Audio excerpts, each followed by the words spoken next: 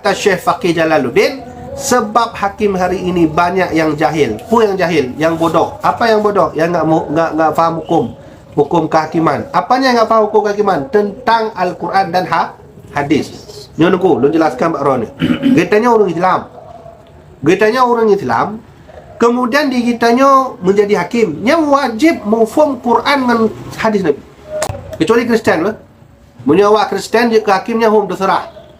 Urutan yang harus diketahui oleh para hakim di Indonesia dan seluruh dunia bagi agama Islam, dia harus faham hukum Quran, harus faham hukum hadis, barulah faham hukum undang-undang bangsa negara. Jangan dinaikkan ni dulu karena dia orang Islam, tapi lebih wajib kan Quran dulu, Quran, kemudian hadis Nabi Muhammad. Bapak tak cok ilmu lagi yang menyohana tajak ulama, ada jawab ulama. Baru yang ketiga kita pakai.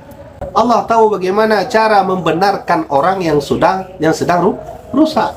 Kita tak cok undang-undang yang pokok manusia, sehingga makin rusak.